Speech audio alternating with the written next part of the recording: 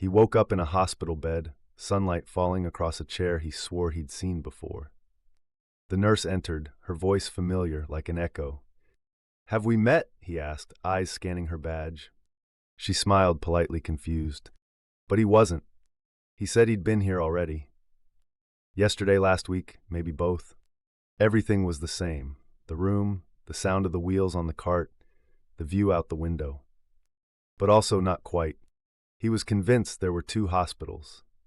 One here, and one in his hometown, hours away. Identical layouts, identical staff. One real, one fake, or maybe both real. This wasn't a simple memory problem. This was reduplicative paramnesia.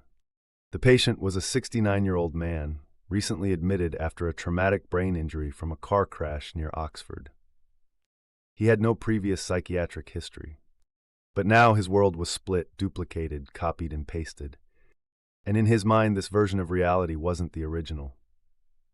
In another well-known case from 1985, a patient with a right frontal stroke claimed the hospital had been physically moved, brick by brick, to a new town without anyone telling him. He was certain. The location was wrong, but everything else matched. It wasn't delusion in the typical sense. It was memory malfunction with the flavor of reality. Why does this happen? Neuroscience offers a few clues. When the right frontal lobe, responsible for belief evaluation, is damaged, the brain loses its internal editor. The result? A false belief is formed and never challenged. Meanwhile, the temporal lobes, which handle memory and recognition, remain intact, providing accurate details. So the world still feels familiar, just in the wrong place. And the parietal lobes, which process spatial information, may misplace the scene entirely.